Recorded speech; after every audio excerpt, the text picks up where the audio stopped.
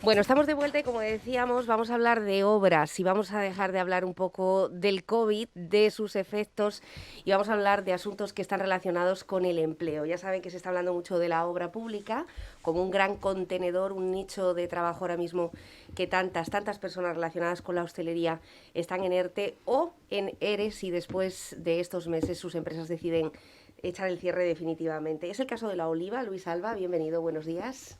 Muchas gracias, buenos días. Que veo que están aprovechando en este municipio norteño para actuaciones que, como decíamos en el cierre de 2020, bueno, pues no son muy populares, porque son obras que afectan directamente a los vecinos en cuanto a ruido, en cuanto a molestias, pero que desde luego que son necesarias. Sí, y contrariamente a lo que se suele pensar respecto a esto, están siendo bastante bien recibidas por parte de los vecinos, ya que eran demandas que solicitaban hace muchísimos años. Ujú. Bueno, estamos hablando una que ha tenido bastante popularidad, que han sido esas pasarelas, creo que ha sido en la playa de las Clavelinas, Clavellina, sí. las Clavellinas, que ha sido, bueno, el edificio Placo que todo el mundo conoce en la zona de Corralejo y que también era una demanda histórica. Pues sí, esto es un enclave que coincide con el final del paseo marítimo que tenemos en Corralejo, un enclave principal y que teníamos que ponerlo al primer nivel lo antes posible. Y en eso estamos. Teníamos ahí, como digo, un final de paseo muy peligroso, ya no solo que no cumplía con las medidas de accesibilidad, sino en un estado deplorable y muy peligroso. Y yo creo que con la construcción de esta nueva pasarela que cumple con la normativa de accesibilidad, es un nuevo IPA que instalamos en La Oliva, ya son tres, con los dos que instalamos en verano, finalizado el verano en las playas del Hotel Tres Islas y el Oliva Beach. ¿Mm? Y al final se trata de eso, de dotar nuestro pueblo de las mejores instalaciones y sobre todo propiciar lo que ya está pasando, es que todo el mundo está yendo ahí a hacerse esa foto con el fondo de Isla de Lobo y al final promover a través de las obras y del embellecimiento del municipio y del enclave turístico Corralejo como una simbología más en pro del turismo. Ujú. ¿Qué otras obras, Luis, se están llevando a cabo? Porque la del Cotillo, por ejemplo, de la que hablamos que empezaría a partir de septiembre, a esas obras nos referimos. ¿Cómo se ha podido tardar tanto en arreglar temas de saneamiento, de alcantarillado, de aguas residuales? ¿Esa obra ha concluido ya? No, esa obra es larga en el tiempo, es una gran obra, es una obra que inició el proyecto con un presupuesto de 1.700.000 euros, promovido por el gobierno de Canarias, dinero que viene de Canarias a La Oliva y en particular al pueblo del Cotillo, por lo que tenemos que estar más que agradecidos. No tendríamos que estar agradecidos, pero sí que es verdad que hacía bastante tiempo que no venían fondos de fuera para invertir en nuestro municipio. Y en obras que efectivamente suelen ser bastante incómodas y sobre todo que cuando se terminan no se ven. Ujú. Pero yo creo que el vecino del Cotillo, el vecino del municipio de La Oliva, sí que lo está recepcionando como algo positivo, porque recordamos desgraciadamente sucesos cuando hay lluvias o cuando hay excesos de malos olores por unas deficiencias en esas infraestructuras y como digo, dotar al Cotillo de una red integral de pluviales y de saneamiento es muy importante para la calidad de vida de los vecinos. ¿Cuánto empleo pueden estar dando estas obras en el municipio? Hombre, no cabe duda que ahora mismo la obra pública tiene que ser uno de los puntos claves en cuanto al empleo. Y con el volumen de obras que tenemos ahora mismo en funcionamiento en La Oliva, tenemos muchísimas empresas que, desde la pequeña empresa que puede tener 4 o 5 trabajadores hasta estas grandes empresas, más el trabajo indirecto que propicia en suministros, en ferreterías, en Ujú. grandes almacenes y demás, yo no te puedo cuantificar, pero sí que es verdad que ahora mismo la isla se está soportando básicamente por la obra, porque por el turismo desgraciadamente no. Otras actuaciones, Luis, en el resto de los municipios, porque parece que hablamos, perdón, de las localidades, cada vez que hablamos de obras, nos vamos directamente al asfaltado. Hay más cosas Muchísimas que más, reasfaltar. muchísimas más. Nosotros no paramos y en todos los pueblos tenemos cositas que hacer.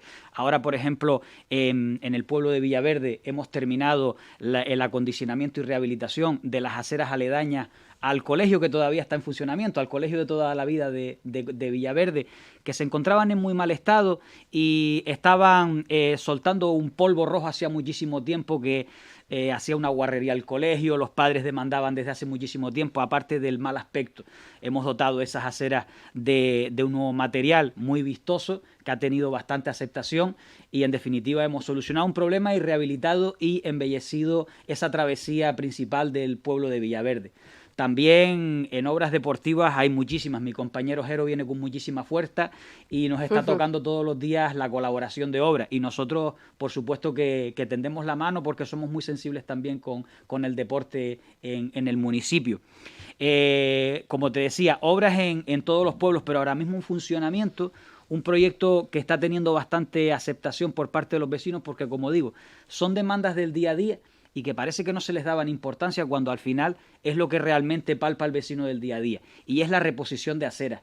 Corralejo, sobre todo el casco viejo, el polígono de Bristol, adolece de aceras de calidad, las arquetas están podridas, lo que generan desniveles y peligrosidad para los viandantes. Y en eso estamos concentrados. Hemos sacado una primera fase de reposición de aceras en la parte de Corralejo Casco y el polígono integral de Bristol. Cuando terminemos esa obra, ningún punto de esa zona va a tener deficiencias en cuanto a que no hayan plaquetas, que es lo básico. También estamos frente al pabellón municipal de Corralejo, ¿sí?, cuyas aceras principales, las que digamos que limitan ese pabellón, que es bastante transitado por el deporte, cuando se pueda volver a realizar, estaban en muy mal estado, muy deficiente. También estamos encima de ellas.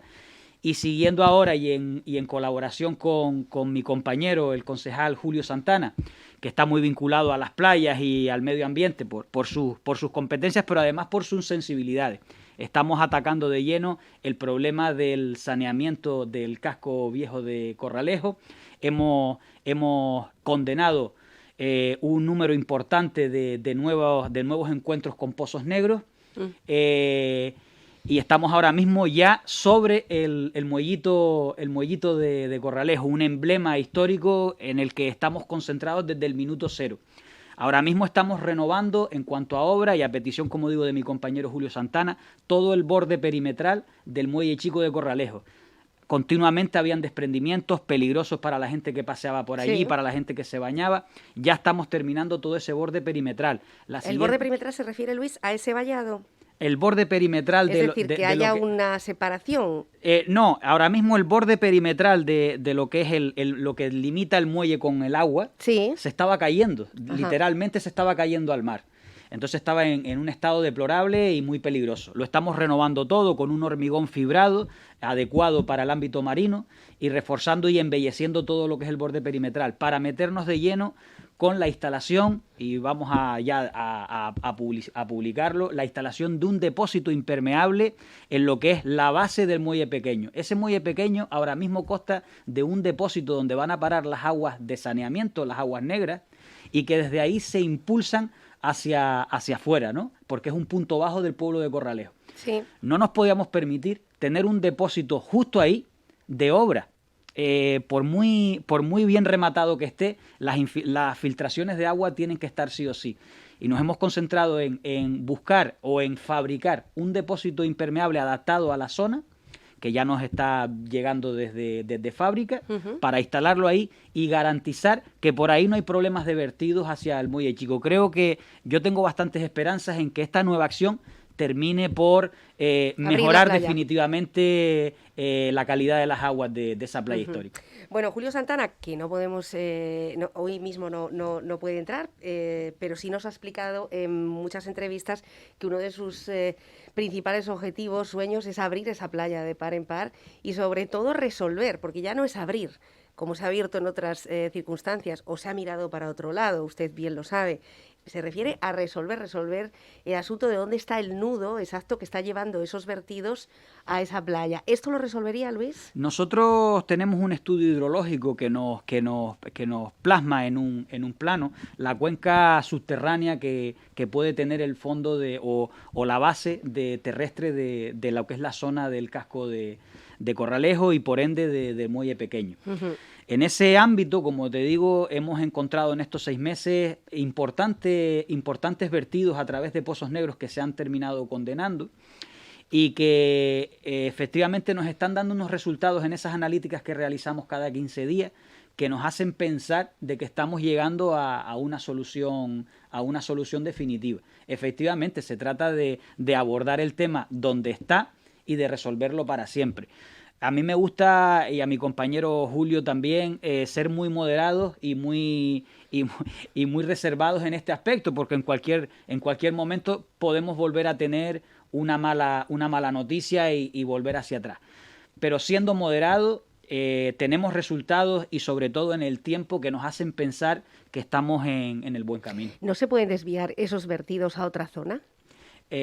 Tú sabes que las aguas circulan por gravedad, entonces, como te digo, el punto bajo se encuentra en esa zona. Para poder llegar a sacar las aguas de saneamiento de los puntos más bajos de Corralejo, tenemos que llegar a esa zona para después impulsarlo. Lo que sí tenemos que garantizar es que toda la red esté debidamente conectada y que esa red esté perfectamente impermeabilizada. En eso estamos. Uh-huh. Bueno, obras que cualquiera diría que son contemporáneas cuando estamos hablando de cosas de toda la vida, ¿no? Prácticamente de cómo evoluciona un pueblo y del bienestar de sus vecinos. Pues todavía estamos hablando de eso, de aceras, de saneamiento. ¿Qué otras actuaciones tienen ustedes previsto? ¿Cómo se ha aportado el grupo de gobierno con la Concejalía de Obras durante este año?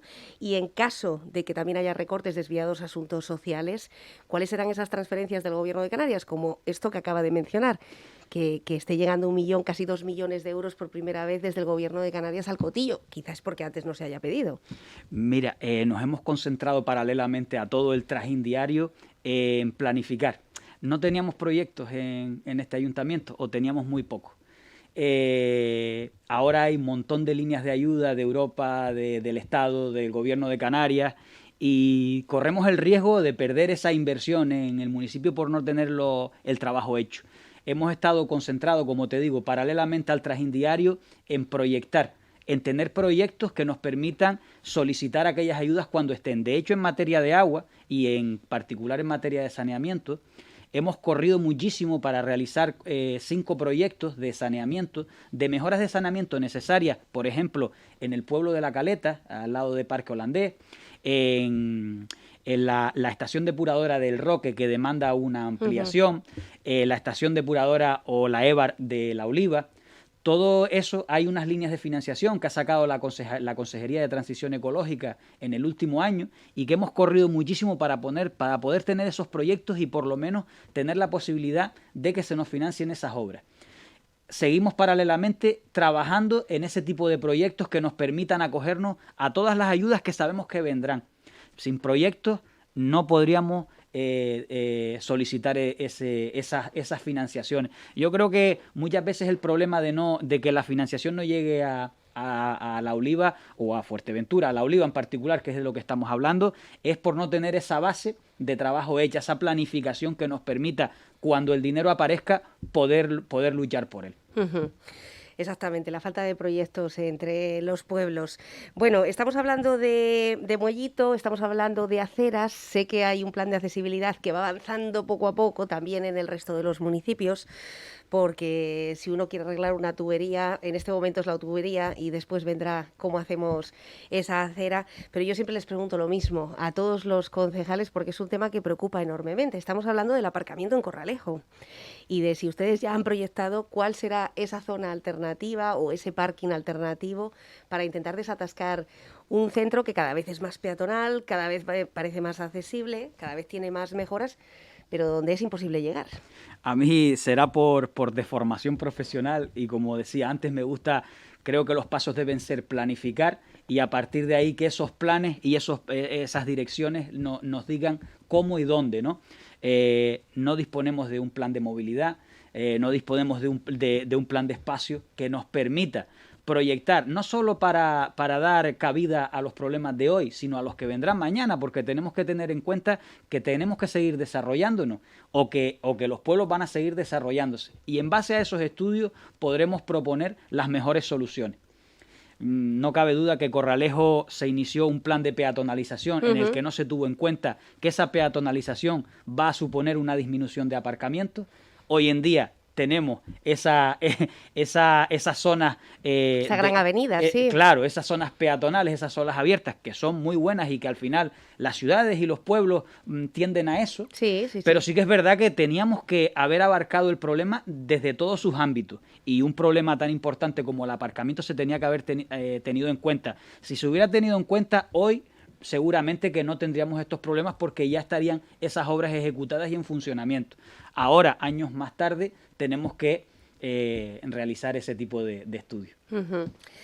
Bueno, pues eso, que a veces pensamos en la cara A y se nos olvida la cara B, como era el caso del aparcamiento. Me alegra enormemente su sinceridad, porque normalmente no estamos acostumbrados a que nos enseñen ese reverso. Yo creo que no se le puede hablar a los ciudadanos. No, sobre todo cuando van a Corralejo y luego lo ven, ¿no? O sea, no se puede mentir sobre lo evidente. A los ciudadanos hay que serles sinceros porque trabajamos para el pueblo y por ende para ellos. Por lo tanto, habrá que hacer un plan de movilidad, buscar una zona, buscar un suelo. Se habló de la zona cercana al centro de salud actual.